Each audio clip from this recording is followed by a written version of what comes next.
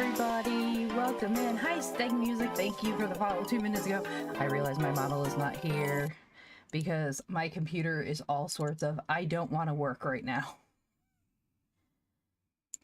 Hello. How's everybody doing?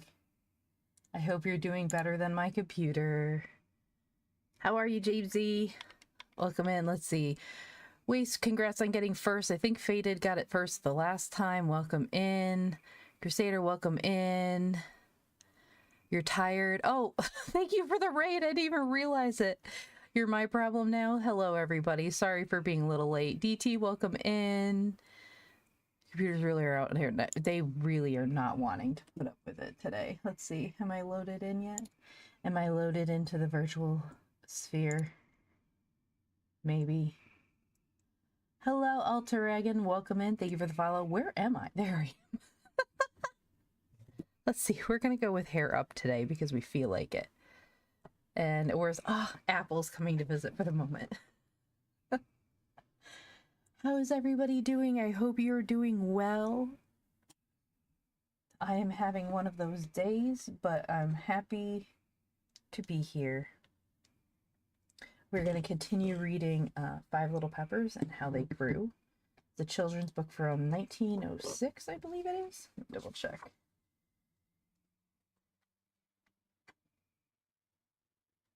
No, 1904. I think 1904. Whatever MCMIV is. Your computer is catching your mood. Right? It's one of those days. My schedule, my routine has been completely thrown out of whack because I have a new work assignment for the next 3 weeks, and it is absolutely kicking my butt. It's not that it's bad. It's not bad at all. I enjoy it. It just involves me driving a lot more right now, having to get up like 2 hours earlier than usual.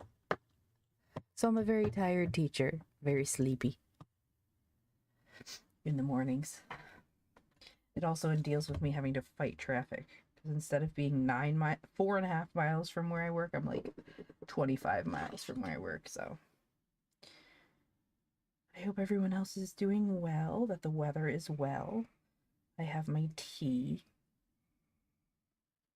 I have my Red Rose Orange Pico tea.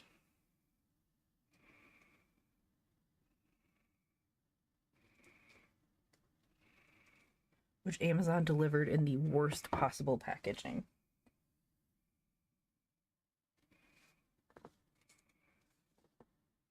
Where am I supposed to put the tea bag?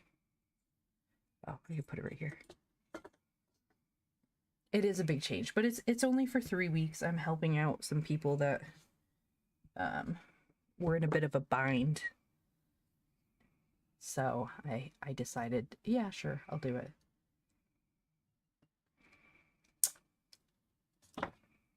So, yeah, I have my cup of tea.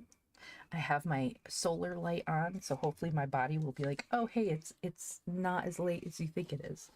And I'll wake up a little bit more. The good/bad news about where I am right now is there's a coffee shop.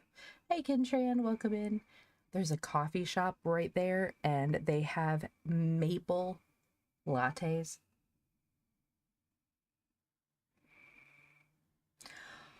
Oh my god, they're so delicious.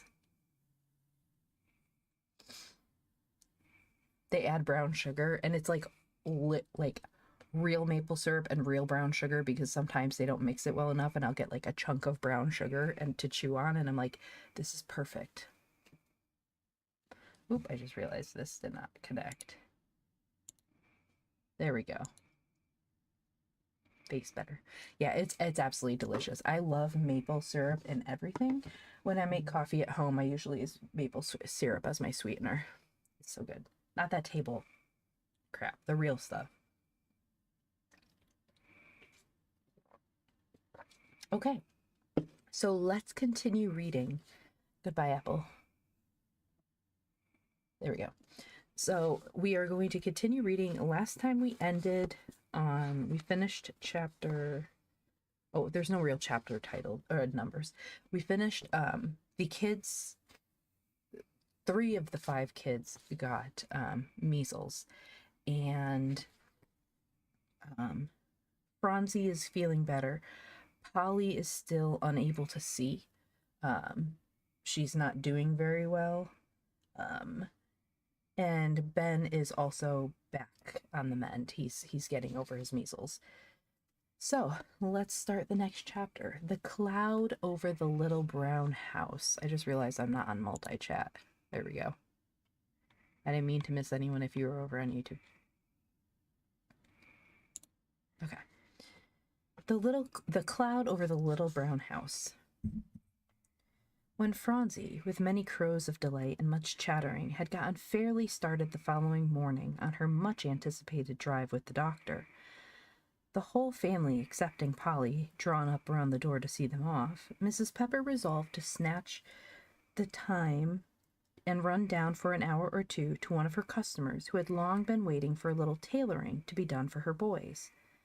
"Now, Joel," she said, putting on her bonnet before the cracked looking-glass, "you stay along of Polly. Ben must go up to bed," the doctor said, "and Davy's going to the store for some molasses, so you and Polly must keep house." How's Polly supposed to keep house when she's currently blind? Okay. "Yes'm," said Joel. "May I have something to eat, Ma?" "Yes," said Mrs. Pepper, "but don't you eat the new bread. You may have as much as you want of the old." "Isn't there any molasses, Mammy?" asked Joel, as she bade Polly goodbye and gave her numberless charges to be careful of your eyes and not to let a crack of light in through the curtain, as the old green paper shade was called. "No, if you're very hungry you can eat bread," said Mrs. Pepper sensibly. "Joel," said Polly, after the mother had gone, "I do wish you could read to me." "Well, I can't," said Joel, glad he didn't know how. "I thought the minister was comin'." "Well, he was," said Polly, "but Mammy said he had to go out of town to a consequence." "A what?" asked Joel, very much impressed. Repeated Polly. "Well, it began with a con, and I am sure, yes, very sure, it was consequence." "That must be splendid," said Joel, coming up to her chair, and slowly drawing a string he held in his hands back and forth. "To go to consequences and everything. When I'm a man, Polly Pepper, I'm going to be a minister and have a nice time and go just everywhere."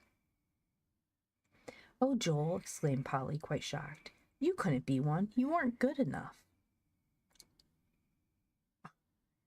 "I don't care," said Joel, not at all dashed by her plainness. "I'll be good then, when I'm a big man. Don't you suppose, Polly," as a new idea struck him, "that Mr. Henderson ever is naughty?" "No," said Polly very decidedly. "Never, never, never." "Then I don't want to be one," said Joel, veering round with a sigh of relief. "And besides, I'd rather have a pair of horses like Mr. Slocum's, and then I could go everywheres, I guess." "And sell tin?" asked Polly, "just like Mr. Slocum?" "Yes," said Joel. "This is the way I'd go. Gee up, and Pole pranced with his imaginary steeds all over the room, making about as much noise as any other 4 boys, as he brought up occasionally against the 4-poster or the high old bureau. "Well," said a voice close up by Polly's chair, that made her skip with apprehension. It was so like Miss Jerusha Henderson. Joel was whooping away behind the bedstead to his horses, that had become seriously entangled, so he didn't hear anything. But when Polly said bashfully, "I can't see anything, ma'am," he came up red and shining to the surface and stared with all his might. "I came to see you, little girl," said Miss Jerusha severely, seating herself stiffly by Polly's side. "Thank you, ma'am," said Polly faintly. "Who's this boy?" asked the lady, turning around squarely on Joel and eyeing him from head to foot. "He's my brother, Joel," said Polly. Joel still stared. "Which brother?" pursued Miss Jerusha, like a census-taker. "He's next to me," said Polly, wishing her mother was home. "He's 9, Joel is." "He's big enough to do something to help his mother," said Miss Jerusha, looking him through and through. "Don't you think you might do something when the others are sick and your poor mother is working so hard?" she continued in a cold voice. "I do something," blurted Joel sturdily. "Lots and lots." You shouldn't say lots, reproved Miss Jerusha, with a sharp look over her spectacles. 'Tisn't proper for boys to talk so. What do you do all day long? She asked, turning back to Polly, after a withering glance at Joel, who still stared. I can't do anything, ma'am, replied Polly sadly. I can't see to do anything. Well, you might knit, I should think, said her visitor. It's dreadful for a girl as big as you are to sit all day idle. I had sore eyes once when I was a little girl. How old are you? She asked abruptly. 11 last month, said Polly. Well, I wasn't only 9 when I knit a stocking, and I had sore eyes too. You see, I was a very little girl, and— Was you ever little? Interrupted Joel, in extreme incredulity, drawing near and looking over the big square figure. Hey? Said Miss Jerusha. So Joel repeated his question before Polly could stop him.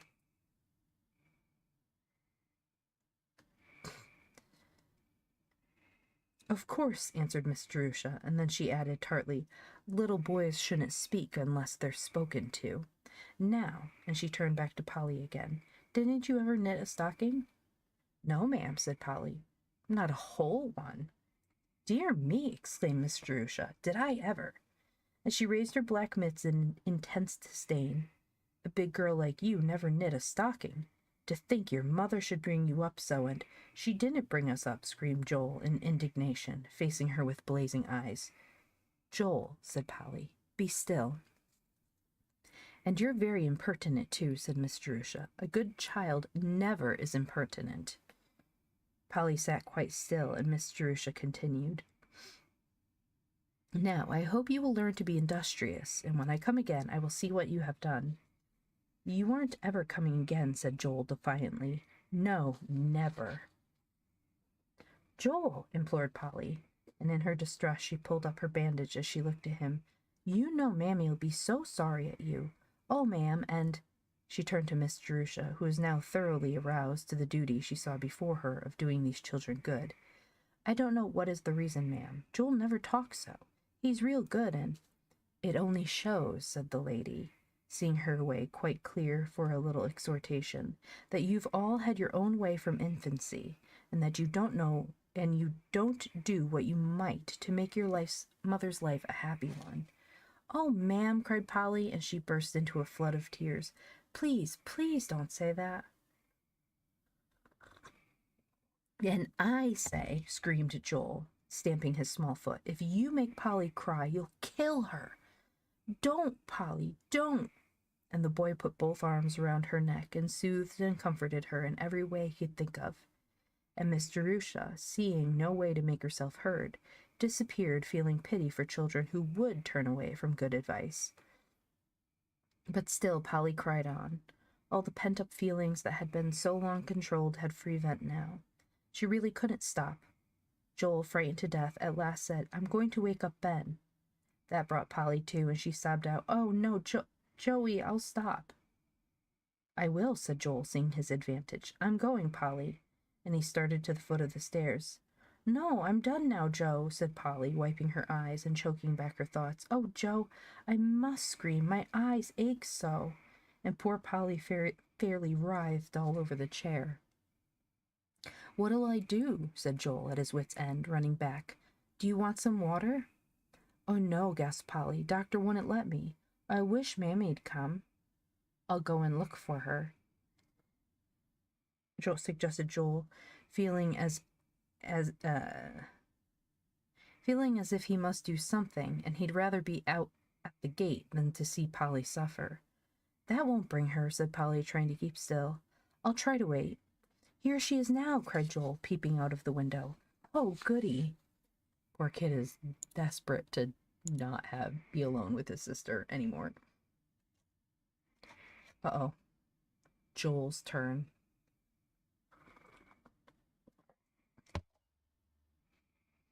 Well, Mrs. Pepper's tone was unusually blithe as she stepped into the kitchen.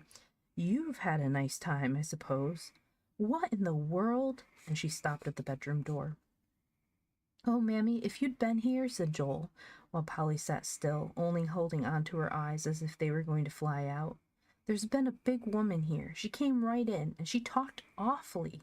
And Polly's been a-crying, and her eyes ache dreadfully, and— "Been crying," repeated Mrs. Pepper, coming up to poor Polly. "Polly been crying," she still repeated. "Oh, Mammy, I couldn't help it," said Polly. "She said," and in spite of all she could do, the rain of tears began again, which bade fair to be as uncontrolled as before. But Mrs. Pepper took her up firmly in her arms, as if she were Phronsie, and sat down in the old rocking chair and just petted her back. "There, there," she whispered soothingly. Don't think of it, Polly. Mother's got home." "Oh, Mammy," said Polly, crawling up to the comfortable neck for protection. "I ought not to mind, but 'twas Miss Jerusha Henderson, and she said—" "What did she say?" asked Mrs. Pepper, thinking perhaps it to be the wiser thing to let Polly free her mind. "Oh, she said that we ought to be doing something, and I ought to knit and—" "Go on," said her mother. "And then Joel got naughty. Oh, Mammy, he never did so before, and I couldn't stop him," cried Polly in great distress. "I really couldn't, Mammy, and he talked to her, and he told her she wasn't ever coming here again." "Joel shouldn't have said that," said Mrs. Pepper, and under her breath something was added that Polly even failed to hear. "But no more she isn't." "And Mammy," cried Polly. She flung her arms around her mother's neck and gave her a grasp that nearly choked Mrs. Pepper. "Ain't I helping you some, Mammy? Oh, I wish I could do something big for you. Ain't you happy, Mammy?" "For the land's sake," cried Mrs. Pepper, straining Polly to her heart. Whatever could she have said to you? Such a girl as you are, too," cried Mrs. Pepper, hugging Polly and covering her with kisses so tender that Polly, warmed and cuddled up to her heart's content, was comforted to the full. "Hi, Zen, how are you?" "Well," said Mrs. Pepper, when at last she thought she had formed between Polly and Joel about the right idea of the visit. "Well, now we won't think of it ever any more. 'Tisn't worth it, Polly, you know." But poor Polly and poor Mother, they both were obliged to think of it. Nothing could avert the suffering of the next few days caused by that long flow of burning tears. "Nothing feels good on 'em, Mammy," said Polly at last, twisting her hands in the vain attempt to keep from rubbing the aching, inflamed eyes that drove her nearly wild with their itching. "There isn't any use in trying anything." "There will be use," energetically protested Mrs. Pepper, bringing another cool bandage. "As long as you've got an eye in your head, Polly Pepper."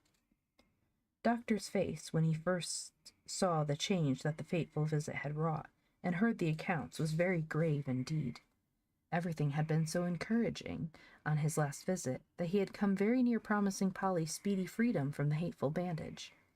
But the little Pepper household soon had something else to think of more important even than Polly's eyes.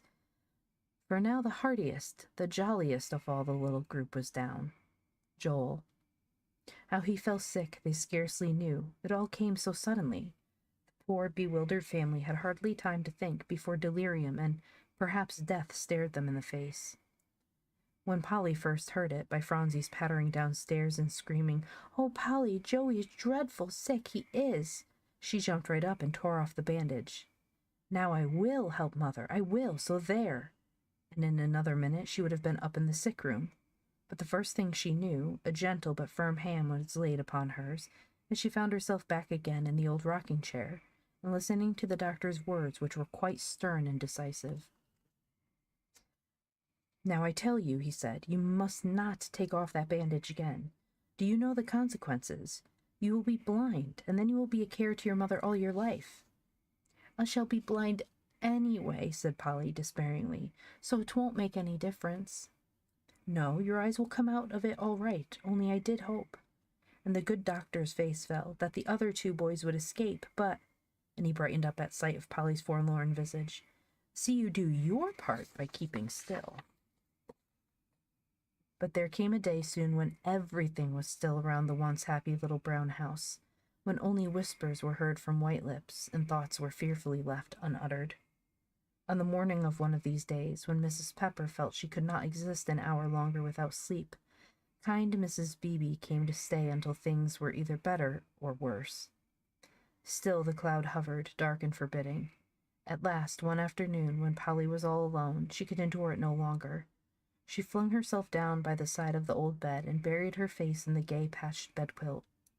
"Dear God," she said, "make me willing to have anything," she hesitated. "Yes, anything happen, to be blind forever and to have Joey sick, only make me good."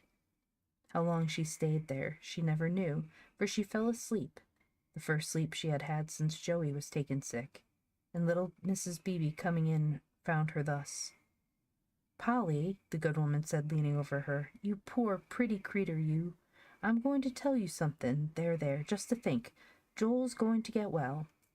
"Oh, Mrs. Beebe," cried Polly, tumbling over in a heap on the floor, her face, as much as could be seen under the bandage, in a perfect glow. "Is he really?" "Yes, to be sure. The danger's all over now," said the little old lady, inwardly thinking, "if I hadn't come."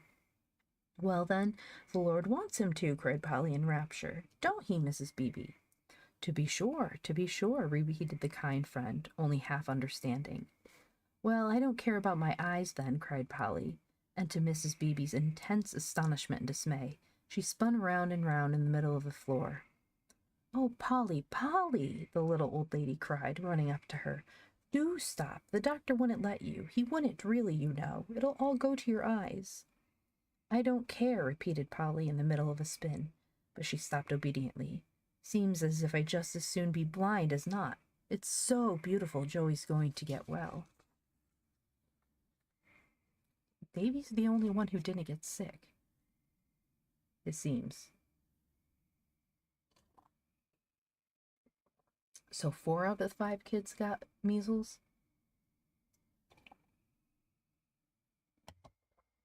Sunshine again.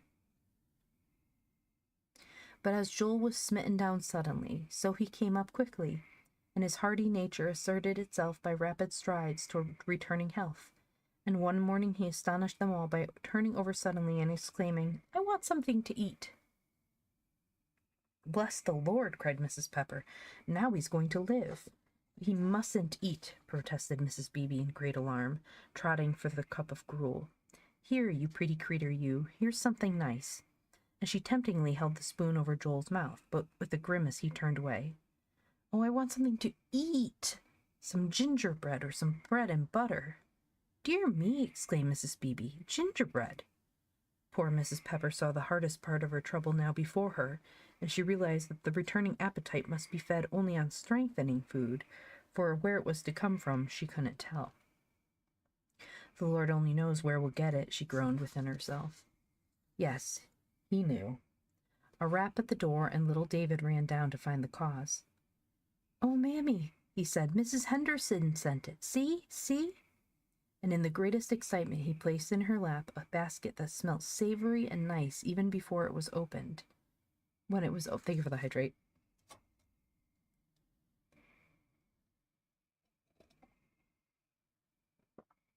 When it was opened, there lay a little bird delicately roasted and folded in a clean napkin. Also a glass of jelly. Hi, Isa. Also a glass of jelly, crimson and clear.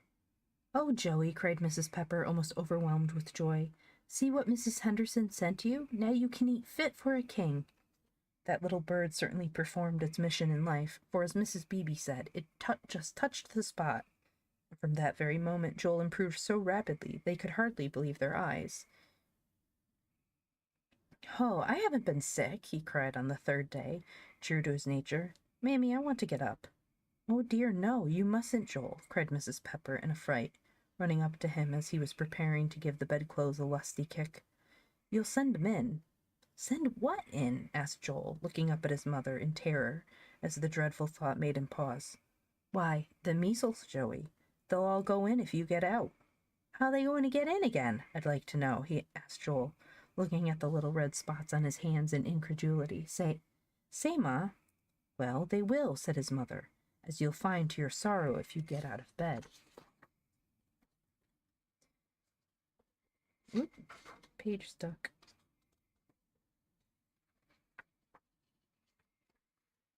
"Oh, dear," said Joel, beginning to whimper as he drew into bed again. "What can I get up, Mammy?" "Oh, in a day or 2, responded Mrs. Pepper cheerfully. "You're getting on so finely you'll be as smart as a cricket. Shouldn't you say he might get up in a day or 2, Mrs. Beebe?" She appealed to that individual who was knitting away cheerily in the corner. I just realized I have the wrong book picture up. Sorry, everyone.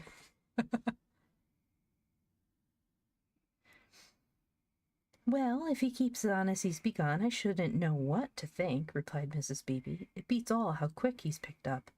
I never seen anything like it, I'm sure. And as Mrs. Beebe was a great authority in sickness, the old sunny cheeriness began to creep into the brown house once more and to bubble over as of yore. Seems as if 'twas just good to live, said Mrs. Pepper, thankfully once, when her thoughts were too much for her. I don't believe I shall ever care how poor we are, she continued, as long as we're together. Let me see if I actually can find a picture of this book where my glasses are on my head. Let's take a look.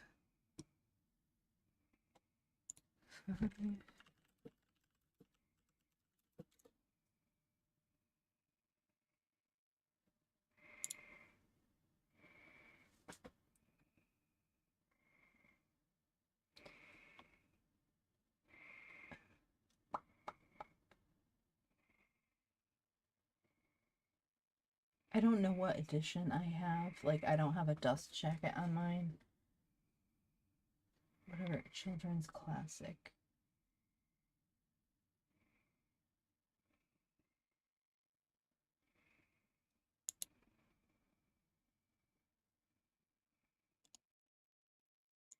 No, I want just the cover, not the rest of it.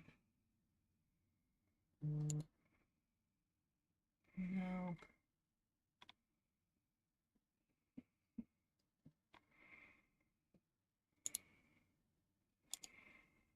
This is good enough.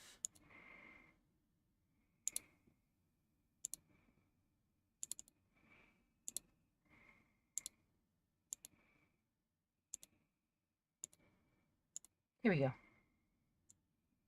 That's what we're reading.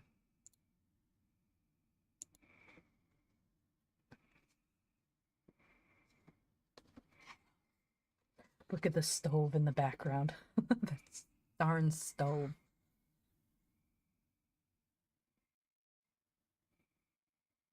And that's just what the Lord meant, maybe, replied good Mrs. Phoebe, who was preparing to go home. Joel kept the house in a perfect uproar all through his getting well.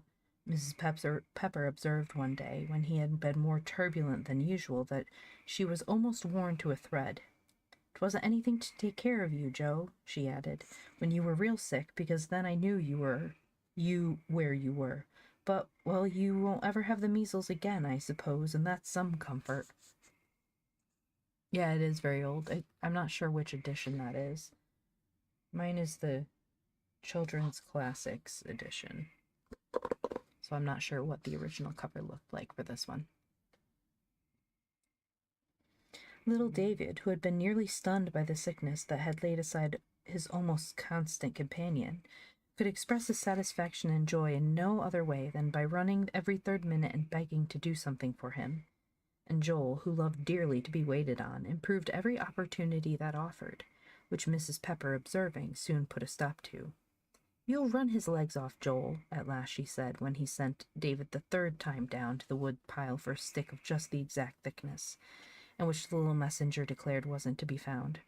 "Haven't you any mercy? You've kept him going all day, too," she added, glancing at David's pale face.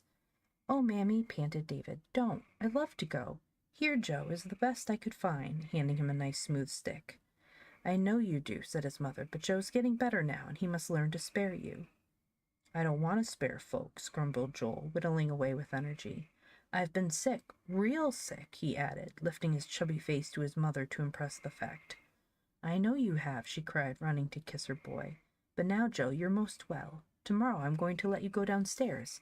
What do you think of that?" "Hooray!" screamed Joel, throwing away the stick and clapping his hands, forgetting all about his serious illness. "That'll be prime." "Aren't you too sick to go, Joey?" asked Mrs. Pepper mischievously. "No, I'm not sick," cried Joel, in the greatest alarm, fearful his mother meant to take back the promise. "I've never been sick. Oh, Mammy, you know you'll let me go, won't you?" "I guess so," laughed his mother. "Come on, Fawn," cried Joel, giving her a whirl. David, who was too tired for active sport, sat on the floor and watched them frolic in great delight. "Hi, Extaquisión, welcome in." "Mammy," said he, edging up to her side as the sport went on, Do you know, I think it's just good. Oh, it's so frisky since Joe got well, isn't it, Mammy? Yes, indeed, said Mrs. Pepper, giving him a radiant look in return for his.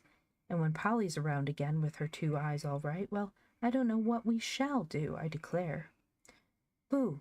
Cried a voice next morning close to Polly's elbow, unmistakably Joel's. Oh, Joel Pepper, she cried, whirling around. Is that really you? Yes, cried that individual confidently. It's I. Oh, I say, Polly, I've had fun upstairs, I tell you what. Poor boy, said Polly compassionately. I wasn't a poor boy, cried Joel indignantly. I had splendid things to eat, oh my! And he closed one eye and smacked his lips in the delightful memory. I know it, said Polly, and I'm so glad, Joel.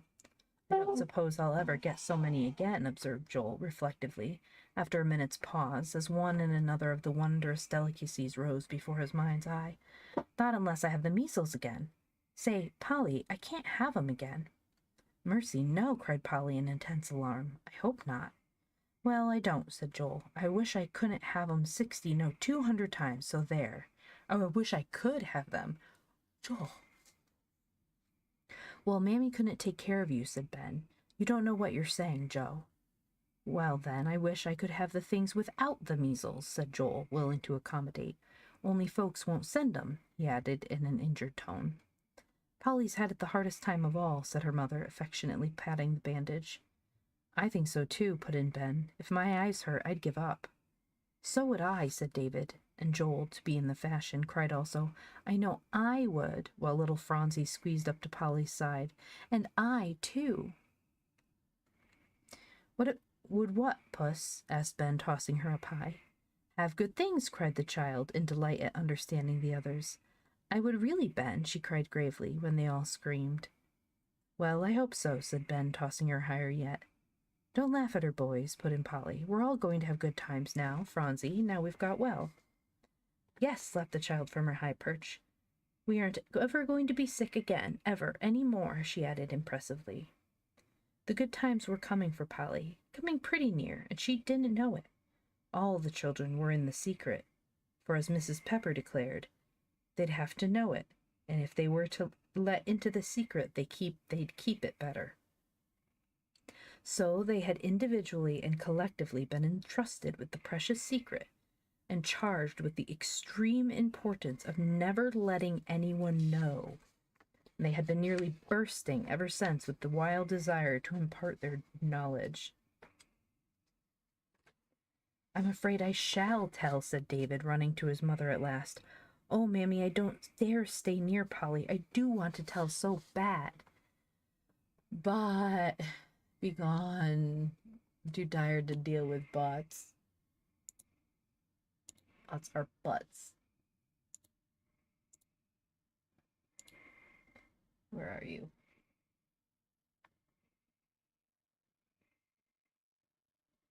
You got it? Okay. I was like, it's still there. And I'm like, oh, that's because it's in that chat.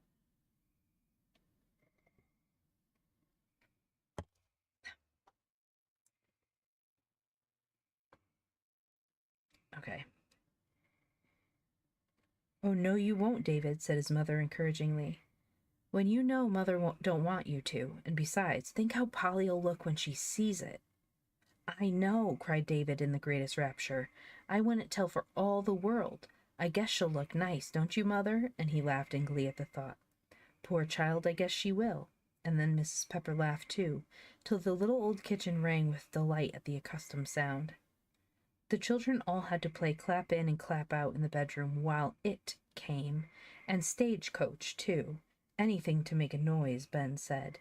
And then after they got nicely started in the game, he would be missing to help about the mysterious thing in the kitchen, which was safe since Polly couldn't see him go on account of her bandage. So she didn't suspect in the least. And although the rest were almost dying to be out in the kitchen, they conscientiously stuck to their bargain to keep Polly occupied. Only Joel would open the door and peep once, and then Phronsie behind him began, Oh, I see the Then David swooped down on her in a twinkling and smothered the rest by tickling her. Once they came very near having the whole thing pop out. Whatever is that noise in the kitchen? Asked Polly, as they all stopped to take breath after the scuffle of stagecoach. It sounds just like grating. I'll go and see, cried Joel promptly, and then he flew out where his mother and Ben and two men were at work on a big black thing in the corner. The old stove, strange to say, was nowhere to be seen. Something else stood in its place, a shiny black affair with a generous supply of oven doors, and altogether such a comfortable home-like look about it, as if it would say, I'm going to make sunshine in this house. Oh, Joel, cried his mother, turning around on him with very black hands, you haven't told. No, said Joel, but she's hearing the noise, Polly is. Hush, said Ben to one of the men. We can't put it up without some noise, the man replied, but we'll be as still as we can. Isn't it a big one, Ma? Asked Joel in the loudest of stage whispers that Polly on the other side of the door couldn't have failed to hear if Phronsie hadn't laughed just then. Go back, Joe, do, said Ben. Play tag, anything, he implored. We'll be through in a few minutes. It takes forever, said Joel, disappearing within the bedroom door. Luckily for the secret, Phronsie just then ran a pin sticking up on the arm of the old chair into her finger, and Polly, while comforting her, forgot to question Joel. And then the mother came in, and though she had ill-concealed hilarity in her voice, she kept chattering and bustling around with Polly's supper to such an extent that there was no chance for a word to be got in. Next morning it seemed as if the little brown house would turn inside out with joy. Oh, Mammy, cried Polly, jumping into her arms the first thing as Dr. Fisher untied the bandage. My eyes are new, just the same as if I'd just got 'em. Don't they look different? She asked earnestly, running to the cracked glass to see for herself. No, said Ben. I hope not. The same brown ones, Polly. Well, said Polly, hugging first one and then another. Everybody looks different through them anyway. Oh, cried Joel, come out into the kitchen, Polly. It's a great deal better out there. May I? Asked Polly, who was in such a twitter looking at everything that she didn't know which way to turn. Yes, said the doctor, smiling at her. Well then, sang Polly, come, Mammy, we'll go first. Isn't it just lovely? Oh, Mammy! And Polly turned so very pale, and it looked as if she were going to tumble right over, that Mrs. Pepper grasped her arm in dismay. What is it? She asked, pointing to the corner, with all the children stood round in the greatest excitement. Why, cried Phronsie, it's a stove! Don't you know, Polly? But Polly gave one plunge across the room, and before anybody could think, she was down on her knees with her arms flung right around the big black thing and laughing and crying over it all in the same breath.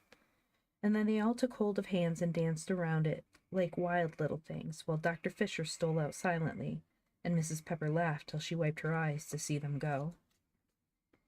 We aren't ever going to have any more burnt bread, sang Polly, all out of breath. Nor your back isn't going to break any more, panted Ben, with a very red face. Hooray! Screamed Joel and David, to fill any pause that might occur, while Phronsie gurgled and laughed at everything just as it came along. And then they all danced and capered again, all but Polly, who was down before the precious stove, examining and exploring into ovens and everything that belonged to it. Oh, Ma, she announced, coming up to Mrs. Pepper, who had been obliged to fly to her sewing again, and exhibiting a very crocky face and a pair of extremely smutty hands. It's most all ovens, and it's just splendid. I know, answered her mother, delighted in the joy of her child. My, how black you are, Polly. Oh, I wish, cried Polly, as this thought struck her, that Dr. Fisher could see it. Where did he go to, Mom? I guess Dr. Fisher has seen it before, said Mrs. Pepper, and then she began to laugh. You haven't ever asked where the stove came from, Polly.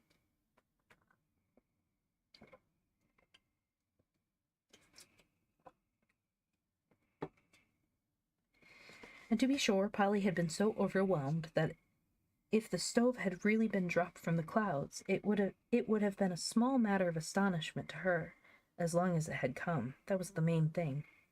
Mammy, said Polly, turning round slowly, with the stove lifter in her hand, did Mr. Fisher bring that stove? He didn't exactly bring it, answered her mother, but I guess he knew something about it. Oh, he's the splendidest, goodest man, cried Polly, that ever breathed. Did he really get us that stove? Yes, said Mrs. Pepper. He would. I couldn't stop him. I don't know how he found out you wanted one so bad, but he said it must be kept as a surprise when your eyes got well. Hi, Matsu. Welcome in. And he saved my eyes, cried Polly, full of gratitude. I've got a stove and 2 new eyes, Mammy, just to think. We ought to be good after all our mercies, said Mrs. Pepper thankfully, looking around on her little group. Joel was engaged in the pleasing occupation of seeing how far he could run his head into the biggest oven. And then pulling it out to exhibit its blackness, thus engrossing the others as a perfect hubbub. I'm going to bake my doctor some little cakes, declared Polly, when there was comparative quiet. Do, Polly, cried Joel, and leave 1 or 2 over. No, said Polly, we can't have any, because these must be very nice. Mammy, can't I have some white on top just once? She pleaded. I don't know, dubiously replied Mrs. Pepper. Eggs are dreadful dear, and I don't care, said Polly recklessly. I must just once for Dr. Fisher. I tell you, Polly, said Mrs. Pepper, what you might do. You might make him some little apple tarts. Most everyone likes them, you know. Well, said Polly with a sigh, I suppose they'll have to do. But sometime, Mammy, I'm going to make him a big cake, so there. Uh-oh. Next chapter, a threatened blow. That doesn't sound good. One day, a few weeks after, Mrs. Pepper and Polly were busy in the kitchen. Phronsie was out in the orchard, as the one scraggy apple tree was called by courtesy, singing her rag doll to sleep under its sheltering branches. But Baby was cross and wouldn't go to sleep, and Phronsie was on the point of giving up and returning to the house, when a strain of music made her pause with Dolly in her apron. There she stood with her finger in her mouth, in utter astonishment, wondering where the sweet sounds came from. Oh, Phronsie, screamed Polly from the back door, oh, here, come quick, it's the beautifulest. What is it? Eagerly asked the little one, hopping over the stubby grass, leaving poor discarded Baby on its snubby nose, where it dropped in her hurry. A monkey, cried Polly, do hurry, the sweetest little monkey you ever saw. What is a monkey? Asked Phronsie, scurrying after Polly to the gate, where her mother was waiting for them. Why, a monkey's a monkey, exclaimed Polly. I don't know any better than that. Here he is. Isn't he splendid? And she lifted Phronsie up to the big post where she could see finely. Oh, screamed little Phronsie. See him, Polly, just see him. A man with an organ was standing in the middle of the road, playing away with all his might, and at the end of a long rope was a lively little monkey in a bright red coat and a smart cocked hat. The little creature pulled off his hat, and with one long jump coming on the fence, he made Phronsie a most magnificent bow. Strange to say, the child wasn't in the least frightened, but put out her little fat hand, speaking in gentle tones. Poor little monkey, come here, poor little monkey. Turning up his little wrinkled face and glancing fearfully at his master, Jocko began to grimace and beg for something to eat.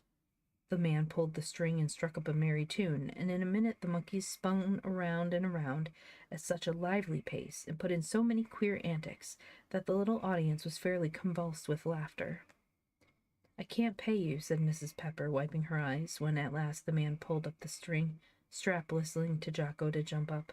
But I'll give you something to eat, and the monkey, too. He shall have something for his pains in amusing my children. The man looked very cross when she brought him out only brown bread and 2 cold potatoes. Haven't you got nothing better than that? It's as good as we have, answered Mrs. Pepper.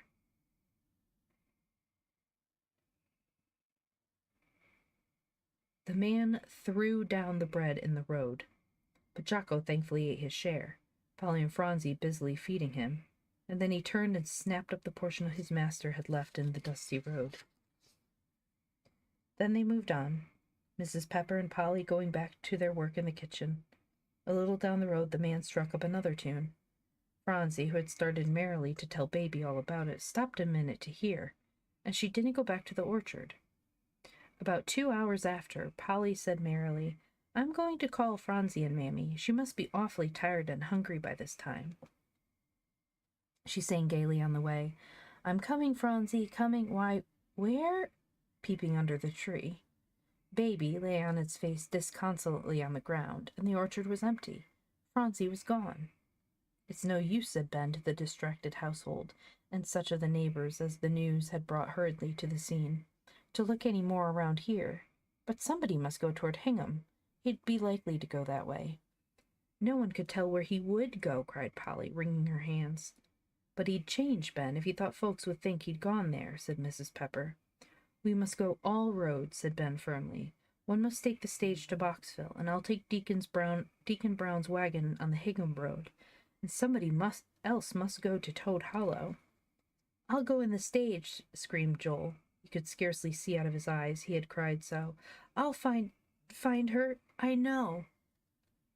Be spry then, Joe, and catch it at the corner. Everybody soon knew that little Phronsie Pepper had gone off with a cross organ man and an awful monkey, and in the course of an hour dozens of people were out on the hot, dusty roads in search. What's the matter? Asked a testy old gentleman in the stage of Joel, who, in his anxiety to see both sides of the road at once, bobbed the old gentleman in the face so often as the stage lurched, that at last he knocked his hat over his eyes. My sister's gone off with a monkey, exclaimed Joel, bobbing over to the other side, as he thought he caught sight of something pink that he felt sure must be Phronsie's apron. Stop, stop, there she is, he roared, and the driver, who had his instructions and was fully in sympathy, pulled up so suddenly that the old gentleman flew over into the opposite seat. Where? But when they got up to it, Joel saw that it was only a bit of pink calico flapping in the clothesline. So he climbed back, and away they rumbled again. The others were having the same luck. No trace could be found of the child. To Ben, who took the Hingham road, the minutes seemed like hours. I won't go back, he muttered, until I take her. I can't see Mother's face. But the 10 miles were nearly traversed. Almost the last hope was gone. Into every thicket and lurking place by the roadside he had peered, but no Phronsie. Deacon Brown's horse began to lag. Go on, said Ben hoarsely. Oh, dear Lord, make me find her.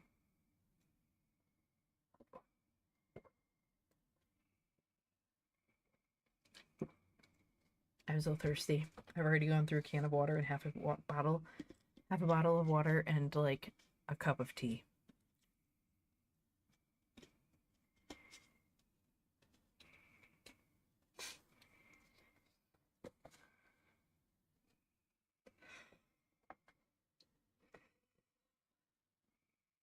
It is a lot for me. I also feel like I didn't drink enough during the day, so I had like a can of water, filled that with regular water, and then like half a cup of coffee, and then another half a cup of coffee.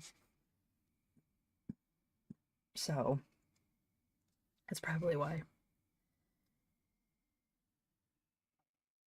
The hot sun poured down on the boy's face, and he had no cap.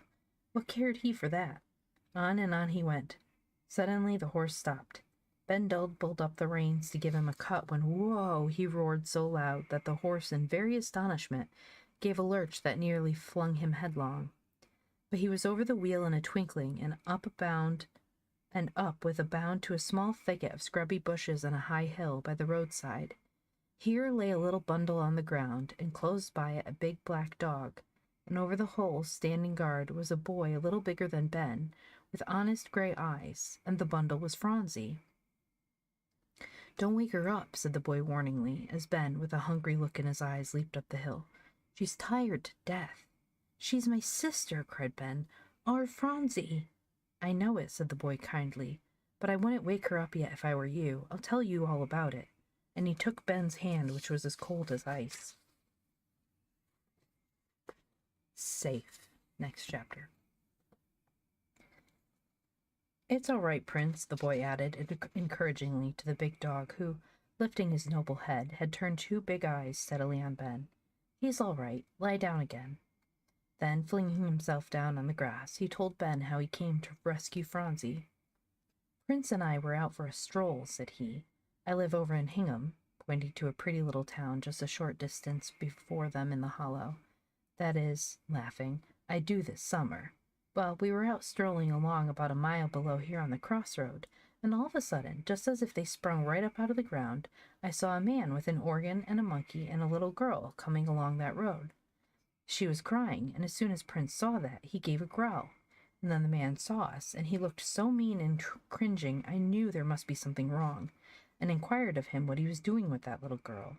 And then she looked up and begged so with her eyes, and all of a sudden broke away from him and ran towards me, screaming, "I want Polly!" Well, the man sprang after her. Then I tell you, here the boy forgot his caution about waking Phronsie, we went for him, Prince and I. Prince is a noble fellow. Here the dog's ears twitched very perceptibly, and he kept at that man. Oh, how he bit him, till he had to run for fear the monkey would get killed. Was Phronsie frightened? Asked Ben. She's never seen strangers. Not a bit, said the boy cheerily. She just clung to me like everything. I only wish she was my sister, he added impulsively. What were you going to do with her if I hadn't come along? Asked Ben. Well, I got out on the main road, said the boy, because I thought anybody who had lost her would probably come through this way. But if somebody hadn't come, I was going to carry her into Hingham, and the father and I'd have had to contrive some way to do. Well, said Ben, as the boy finished and fastened his bright eyes on him, somebody did come along, and now I must get her home about as fast as I can for poor Mammy and Polly. Yes, said the boy, I'll help you lift her. Perhaps she won't wake up. The big dog moved away a step or two, but still kept his eye on Phronsie. There, said the boy brightly, as they laid the child on the wagon seat. Now when you get in you can hold her head. That's it, he added, seeing them both fixed to his satisfaction. But Ben still lingered. Thank you, he tried to say. I know, laughed the boy, only it's Prince instead of me. And he pulled forward the big black creature who had followed faithfully down the hill to see the last of it. To the front, sir, there. We're coming to see you, he continued. I will, if you will let us. Where do you live? Do come, said Ben, lighting up, for he was just feeling he couldn't bear to look his last on the merry, honest face. Anybody'll tell you where Mrs. Pepper lives. Is she a Pepper? Asked the boy, laughing and pointing to the unconscious little heap in the wagon. And are you a Pepper? Yes, said Ben, laughing too. There are 5 of us besides Mother. Jolly, that's something like. Goodbye, come on, Prince. Then away home to Mother. Phronsie never woke up or turned over once till she was put, a little pink sleepy heap, into her mother's arms. Joel was there, crying bitterly at his forlorn search. The testy old gentleman in the seat opposite had relented and ordered the coach about, and brought him home in an outburst of grief when all hope was gone. And one after another they all had come back, disheartened, to the distracted mother. Polly alone clung to hope. Ben will bring her, Mammy. I know God will let him, she whispered. But when Ben did bring her, Polly, for the second time in her life, tumbled over with a gasp into old Mrs. Bascom's lap. Home and Mother. Little Phronsie slept all that night straight through. The neighbors came in softly and with awestruck visages stole into the bedroom to look at the child, and as they crept out again, thoughts of their own little ones tugging at their hearts, tears would drop unheeded. I take a minute to drink water. I think the problem is it's very dry in my room.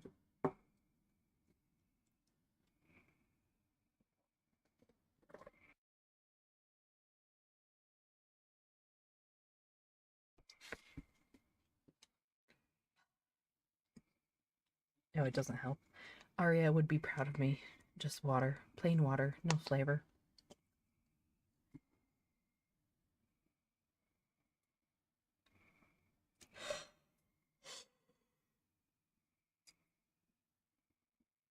I'll probably read another chapter. And then, I know it's a short stream, but I'm very tired. New friends. Up the stairs of the hotel, 2 steps at a time, ran a boy with a big black dog at his heels. Come on, Prince. Soft now, as they neared a door at the end of the corridor. It opened into a corner room overlooking the park, as the small open space in front of the hotel was called. Within the room there was sunshine and comfort, it being the most luxurious one in the house, which the proprietor had placed at the disposal of this most exacting guest. He didn't look very happy, however. The gentleman who sat in an easy chair by the window, a large, handsome old gentleman, who whose whole bearing showed plainly that personal comfort had always been his, and was, therefore, neither a matter of surprise nor thankfulness. "Where have you been?" he asked, turning around to greet the boy who came in, followed by Prince. "Oh, such a long story, father," he cried, flushed, his eyes sparkling as he flung back the dark hair from his forehead. "You can't even guess." "Never mind now," said the old gentleman testily. "Your stories are always long. The paper hasn't come. Strange, indeed, that one must needs to be so annoyed. Do ring that bell again." So the bell was pulled, and a porter popped in his head. "What is it, sir?" "The paper," said the old gentleman irritably. "Hasn't it come yet?" "No, sir," said the man, and then he repeated, "'Tain't in yet, please, sir." "Very well, you said so once, that's all." Waving his hand, then, as the door closed, he said to his son, "That pays one for coming to such an out-of-the-way country place as this. Away from papers. I never will do it again." As the old gentleman, against the advice of many friends who knew his dependence on externals, had determined to come to this very place, the boy was not much startled at the decisive words. He stood very quietly, however, until his father finished. Then he said, "It's too bad, father. Supposing I tell you my story, perhaps you'll enjoy hearing it while you wait. It's really quite newspaperish." "Well, you might as well tell it now, I suppose," said the old gentleman. "But it is a great shame about that paper. To advertise that morning papers are to be obtained. It's a swindle, Jasper. A complete swindle." The old gentleman looked so very irate that the boy exerted himself to soothe him. "I know," he said, "but they can't help the trains being late." "They shouldn't have the trains late," said his father unreasonably. "There's no necessity for all this prating about trains late. I'm convinced it's because they forgot to send down for the papers till they were all sold." "I don't believe that's it, father," said the boy, trying to change the subject. "But you don't know how splendid Prince has been, and then such a breakfast," continued the old gentleman. "My liver certainly will be in a dreadful state if these things continue." And he got up, and going to the corner of the room, opened his medicine chest, and taking a box of pills therefrom, he swallowed two, which done, he came back with a somewhat easier expression to his favorite chair. "He was just splendid, father," began the boy. "You went for him, I tell you." "I hope, Jasper, your dog has not been doing anything violent," said the old gentleman. "I must caution you, he'll get you into trouble some day, and then there'll be a heavy bill to pay. He grows more irritable every day." "Irritable!" cried the boy, flinging his arms around the dog's neck, who was looking up at the old gentleman in high disdain. "He's done the most splendid thing you ever saw. Why, he saved a little girl, father, from a cross old organ man, and he drove that man— oh, you ought to have seen him run. Matsu, a streak! Yay! No, he is a good doggo. He's a very good doggo. He saved Phronsie from being abducted."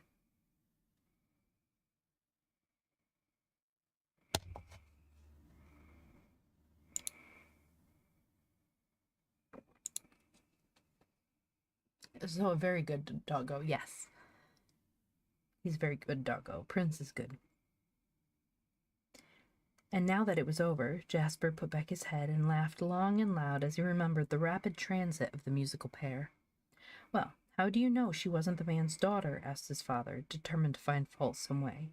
"You haven't any business to go around the country setting your dog on people.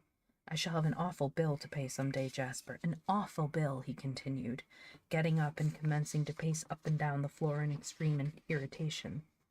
"Father!" cried the boy, half laughing, half vexed, springing to his side and keeping step with him. "We found her brother. He came along when we were by the side of the road. We couldn't go any further, for the poor little thing was all tired out.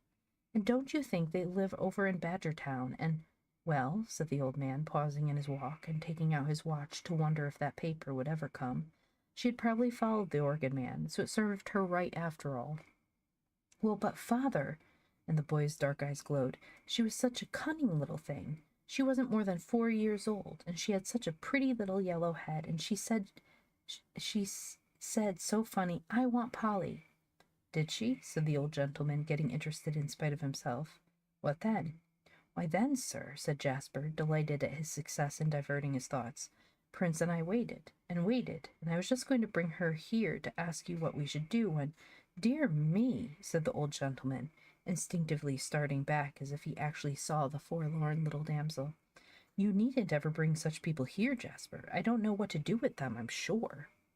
Well, said the boy, laughing, we didn't have to, did we, Prince? Stroking the big head of the dog, who was slowly following the two as they paced up and down, but keeping carefully on the side of his master. For just as we really didn't know what to do, don't you think there was a big wagon came along, drawn by the ricketiest old horse, and a boy in the wagon looking both sides of the road, and into every bush just as wild as he could be. And before I could think hardly, he spied us, and if he didn't jump, I thought he'd broken his leg. And I suppose he just abused you for what you had done, observed the old gentleman petulantly. That's about all the gratitude there is in this world. He didn't seem to see me at all, said the boy. I thought he'd eat the little girl up. Ought to have looked out for her better then, grumbled the old gentleman, determined to find fault with somebody. Oh, he's a cranky old man.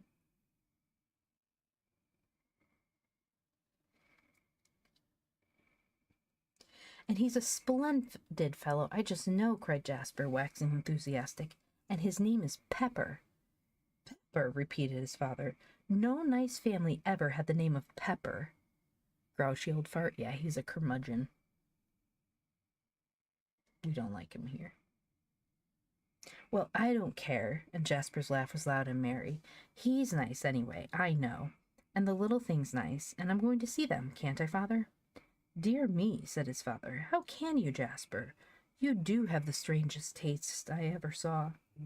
It's dreadful dull here, pleaded the boy, touching the right string. You know that yourself, father, and I don't know any boys around here, and Prince and I are so lonely on our walks. Do permit me, father. The old gentleman, who really cared very little about it, turned away, muttering, Well, I'm sure I don't care. Go where you like, when a knock was heard at the door, and the paper was handed in, which broke up the conversation and restored good humor. The next day but one, Ben was out by the woodpile trying to break up some kindlings for Polly, who was washing up the dishes and otherwise preparing for the delights of baking day. Hello, said a voice he thought he knew. He turned around to see the merry-faced boy and the big black dog, who immediately began to wag his tail as if willing to recognize him. You see, I thought you'd never look around, said the boy with a laugh. How's the little girl? Oh, you have come, really, cried Ben, springing over the woodpile with a beaming face. Polly! But Polly was already by the door with dishcloth in hand. This is my sister Polly, began Ben, and then stopped, not knowing the boy's name. I'm Jasper King, said the boy, stepping upon the flat stone by Polly's side, and taking off his cap, he put out his hand. And this is Prince, he added. Polly put her hand in his and received a hearty shake. Then she sprang over the big stove, dishcloth and all, and just flung her arms around the dog's neck. Oh, you splendid fellow, you, said she. Don't you know we all think you're as good as gold? The dog submitted to the astonishing proceeding as if he liked it, while Jasper, delighted with Polly's appreciation, beamed down on them and struck up friendship with her on the instant. Now, I must call Phronsie, said Polly, getting up, her face as red as a rose. Is her name Phronsie? I love her name, asked the boy with interest. No, it's Sophronia, or Sophronia. Sophronia, said Polly, but we call her Phronsie. What a very funny name, said Jasper. Sophronia is for such a little thing, and yours is Polly, is it not? He asked, turning around suddenly on her. Yes, said Polly. No, not truly Polly, it's Mary. My real name is, but I've always been Polly. I like Polly best, too, declared Jasper. It sounds so nice. And his name is Ben, said Polly. Ebenezer, you mean, said Ben, correcting her. His name is Ebenezer. Well, we call him Ben, said Polly. It don't ever seem as if there was any Ebenezer about it. I should think not, laughed Jasper.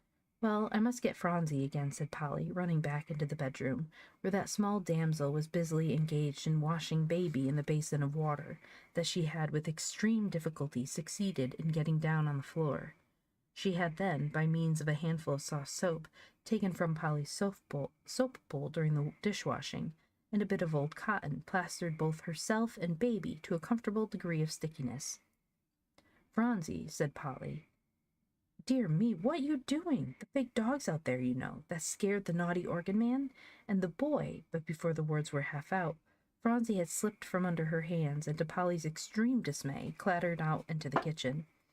"Here she is," cried Jasper, meeting her at the door. The little soapy hands were grasped and kissing her. "Ugh," he said as the soft soap, plentifully spread on her face, met his mouth. "Oh, Phronsie, you shouldn't," cried Polly. And then they all burst out into a peal of laughter at Jasper's funny grimaces. "She's been washing Baby," explained Polly, wiping her eyes and looking at Phronsie, who was hanging over Prince in extreme affection. Evidently Prince still regarded her as his especial property. "Have you got a baby?" asked Jasper. "I thought she was the baby," pointing to Phronsie. "Oh, I mean her littlest dolly. She always calls her baby," said Polly. "Come, Phronsie, and have your face washed and a clean apron on." When Phronsie could be fairly persuaded that Prince would not run away during her absence, she allowed herself to be taken off, and soon reappeared, her own dainty little self. And Ben, in the meantime, had been initiating Jasper into the mysteries of cutting the wood, the tool house, and all the surroundings of the little brown house.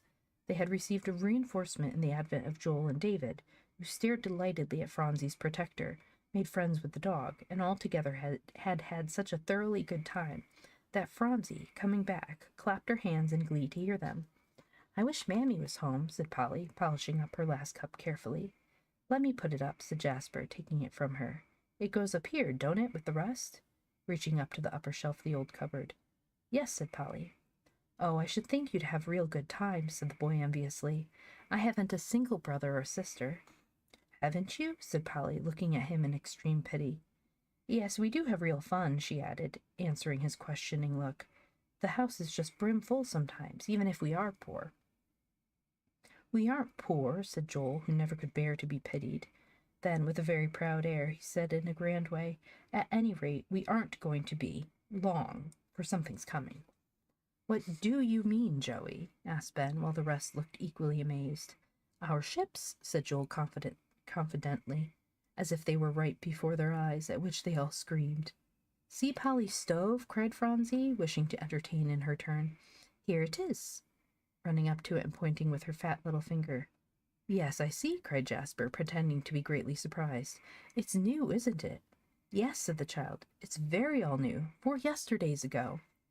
And then Polly stopped in sweeping up and related, with many additions and explanations from the others, the history of the stove and good Dr. Fisher, upon whom they all dilated at great length, and the dreadful measles and everything.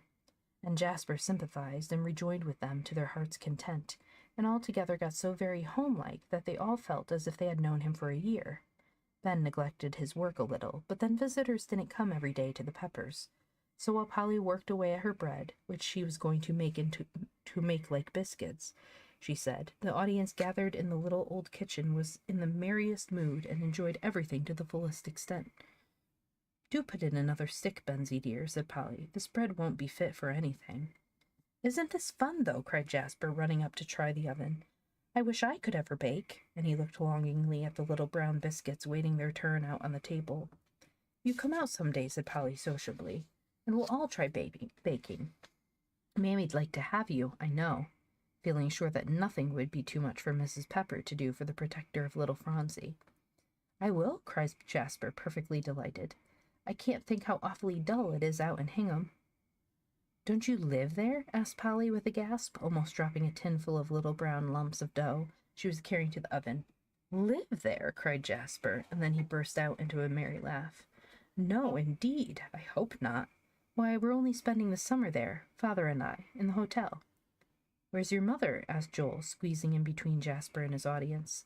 And then they all felt instinctively that a very wrong question had been asked. "I haven't any mother," said the boy in a low voice. They all stood quite still for a moment. Then Polly said, "I wish you'd come out sometime, and you may bake, or anything else," she added, and there was a kinder ring to her voice than ever. "No mother!" Polly, for her life, couldn't imagine how anybody could feel without a mother, but the very words alone smote her heart, and there was nothing she wouldn't have done to give pleasure to one who had done so much for them.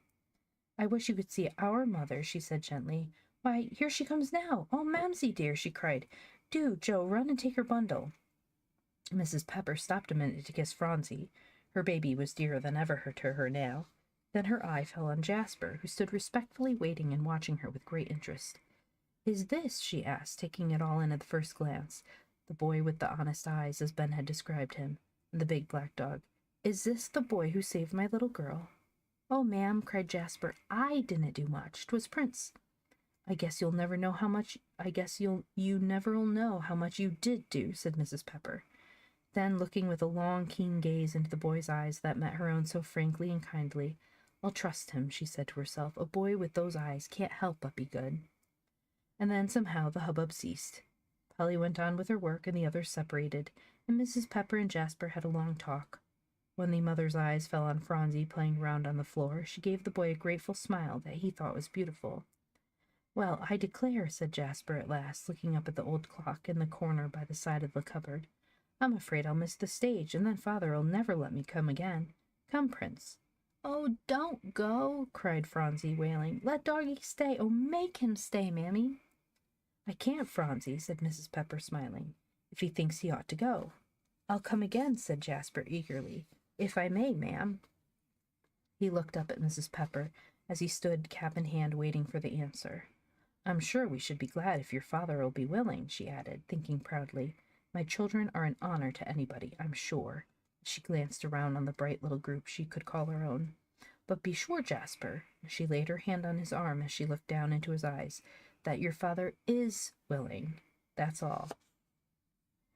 "Oh, yes, ma'am," said the boy, "but he will be, I guess, if he feels well." "Then come on Thursday," said Polly. "Can't we bake something then, Mammy?" "I'm sure I don't care," laughed Mrs. Pepper, "but you won't find much but brown flour and meal to bake with." "Well, we can pretend," said Polly, "and we can cut the cakes with the heart shape. They'll do for anything." "Oh, I'll come," laughed Jasper, ready for such lovely fun in the old kitchen. "Look out for me on Thursday, Ben." So Jasper and Prince took their leave, all the children accompanying them to the gate, and then after seeing him fairly started on a smart run to catch a stage, Prince scampering at his heels, they all began to sing his praises and to wish for Thursday to come. But Jasper didn't come. Thursday came and went, a beautiful, bright, sunny day, but with no signs of the merry boy whom all had begun to love, nor of the big black dog. The children had made all the needful preparations with much ostentation and bustle, and were in a state of excited happiness, ready for any gale. The last hope had to be given up, as the old clock ticked away hour after hour. And at last Polly had to put Phronsie to bed, who couldn't stop crying enough to eat her supper at the dreadful disappointment. "He couldn't come, I know," said both Ben and Polly, standing staunchly up for their new friend, but Joel and David felt that he had broken his word. "He promised," said Joel vindictively. "I don't believe his father'd let him," said Polly, wiping away a sly tear. "I know Jasper'd come, if he could." Mrs. Pepper wisely kept her own counsel, simply giving them a kindly caution. "Don't you go to judging him, children, till you know." "Well, he promised," said Joel, as a settler. "Aren't you ashamed, Joel," said his mother, "to talk about anyone whose back is turned? Wait till he tells you the reason himself." Joel hung his head and began to tease David in the corner to make up for his disappointment. The next morning Ben had to go to the store after some store meal. As he was going out rather dismally, the storekeeper, who was also postmaster, called out, "Oh, hello there." "What is it?" asked Ben, turning back, thinking perhaps Mr. Atkins hadn't given him the right change. "Here," said Mr. Atkins, stepping up to the post office department, quite smart with its array of boxes and official notices, where Ben had always lingered, wishing there might be some time a letter for him, or some of them. "You've got a sister Polly, haven't you?" "Yes," said Ben, wondering what was coming next. "Well, she's got a letter," said the postmaster, holding up a nice big envelope, looking just like those that Ben had so many times wished for. That magic piece of white paper danced before the boy's eyes for a minute. Then he said, "It can't be for her, Mr. Atkins. Why, she's never had one." "Well, she's got one now, sure enough," said Mr. Atkins. "Here, 'tis plain enough." And he read what he had no need to study much, as it had already passed examination by his own and his wife's faithful eyes. "Miss Polly Pepper, near the turnpike, Badgertown. That's her, isn't it?" he added, laying it down before Ben's eyes. Must be a first time for everything, you know, my boy. And he laughed long over his own joke. So take it and run along home, for Ben still stood looking at it and not offering to stir. If you say so, said the boy, as if Mr. Atkins had given him something out of his own pocket. But I'm afraid 'tisn't for Polly. Then, buttoning up the precious letter in his jacket, he spun along home as never before. Polly, he screamed. Polly! Where is she, Mother? I don't know, said Mrs. Pepper, coming out of the bedroom. Dear me, is anybody hurt, Ben? I don't know, said Ben, in a state to believe anything, but Polly's got a letter. Polly got a letter, cried Mrs. Pepper. What do you mean, Ben? I don't know, repeated the boy, still holding out the precious letter. But Mr. Atkins gave it to me. Where is Polly? I know where she is, said Joel. She's upstairs. And he flew out in a twinkling, and just as soon reappeared with Polly scampering after him in the wildest excitement. I'm not going to lie, whenever I got mail as a kid, I felt the same way. And now all I get is bills. Getting old sucks. And then the kitchen was in an uproar as the precious missive was put into Polly's hand, and they all gathered around her, wondering and examining, till Ben thought he would go wild with the delay. I wonder where it did come from, said Polly in the greatest anxiety, examining again the address. What does the postmark say? Asked Mrs. Pepper, looking over her shoulder. It's all rubbed out, said Polly, peering at it. You can't see anything. Do open it, said Ben, and then you'll find out. But perhaps it isn't for me, said Polly timidly.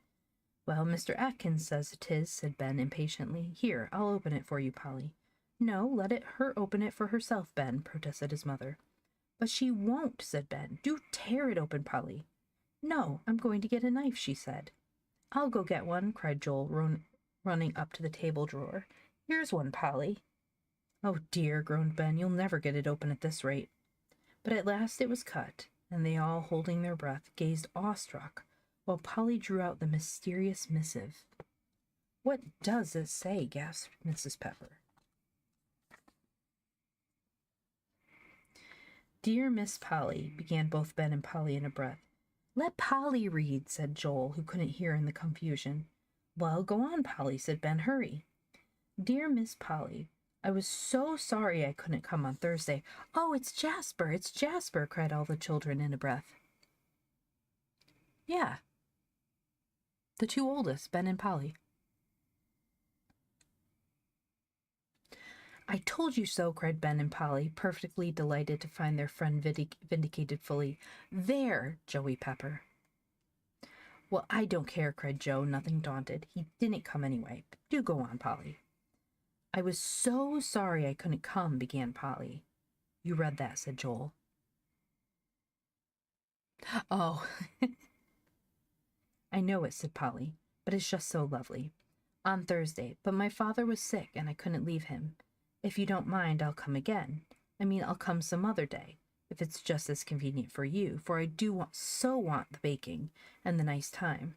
I forgot to say that I had a cold, too. Here Jasper had evidently had a struggle in his mind whether he should add 2 O's or 1, and he had at last decided it by crossing out 1. But my father is willing I should come when I get well.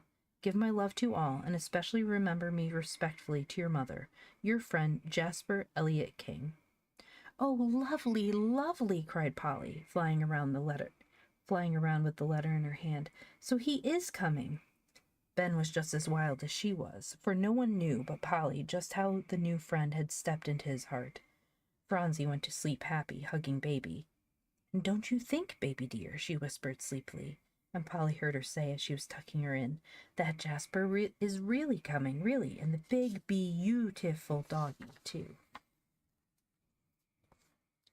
And that is where we will stop. That was a longer chapter, holy moly. Yay, they have a new friend. I like that. That was really good. How is everybody liking the story so far?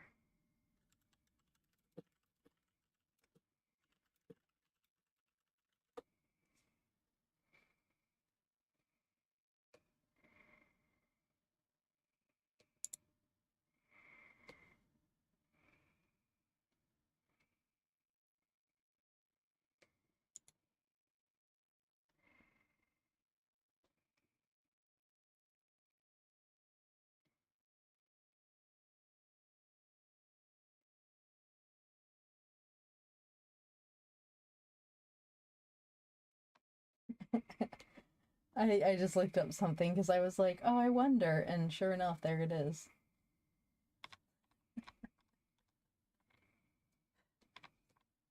I just spoiled myself for the whole series, and I don't even care. That's super cute.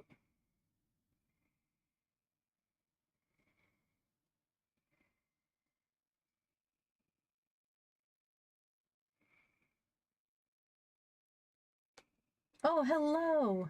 Nero Angela, welcome. Oh my god, I didn't notice that before. I'm so sorry I didn't welcome you in before. And Volky, welcome in. Thank you for the follow. Welcome to class.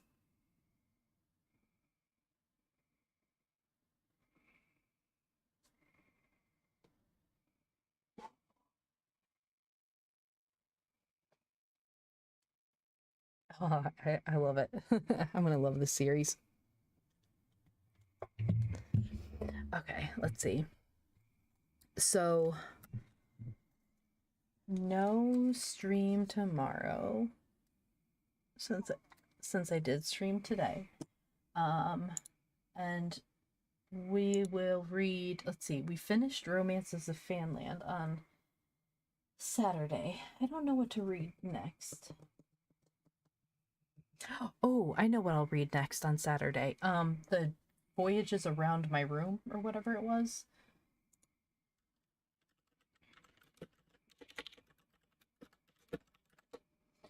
Voyages Around My Room is Xavier de Maistre's work, or Journey Around My Room. He was under house arrest. So it's him literally just exploring the details of his room and reflecting on it. It kind of, when I found it at that book fair, it kind of gave me vibes of like vibes of a book I would enjoy in a weird way, kind of like the Opium Eater book. It's also a kind of like kind of memoirish. It also has that kind of feeling to it, so I was kind of like, oh, it kind of gives me that kind of vibe, so we'll go with that. Let's see, who is streaming today? Do, do, do, do, do, do, do.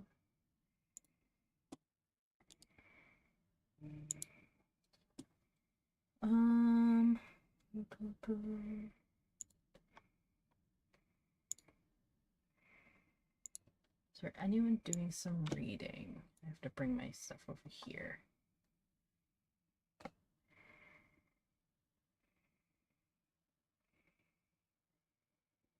Some people are playing the games I want to, and I'm seeing it, and I'm like, no.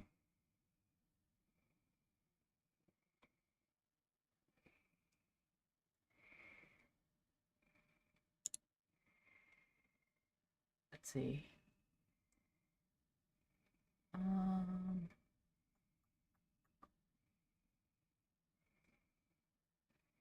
Let's see if there's anyone else reading. I don't see anyone on my usual list.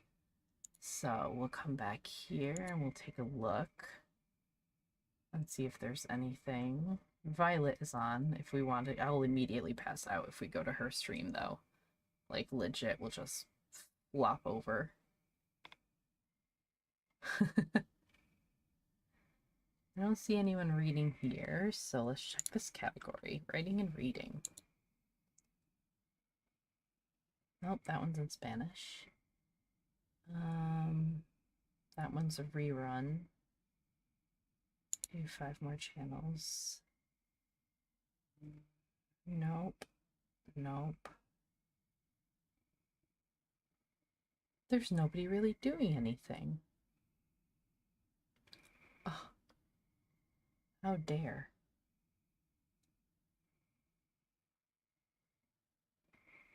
So, all right, who do you want to go visit? Does anybody have anyone we could? You don't have anyone? Anybody? Oh, Pico. Pico's co-working and she's doing a thing, co-working and studying. We haven't seen Pico in so long. Let's go visit her. So anybody who doesn't know Pico, she went on hiatus for a while. She was doing her own thing, but she is Crusaders Papa. She did the rigging for Crusaders model. So let's go and visit her. I'm trying to make the ad rolls go. She's super sweet and super awesome. Let's see if I hope she remembers me. I'll be sad if she doesn't. Okay. Let's head on over. Everyone, thank you for coming in. I appreciate you. Oh, she like just started. Awesome. Why isn't she showing up for you? She's Pico Boo now. She's Pico_Boo. Yeah, she changed it a little bit. Okay, so thank you for coming in, everyone. I will see you on Saturday. Bye.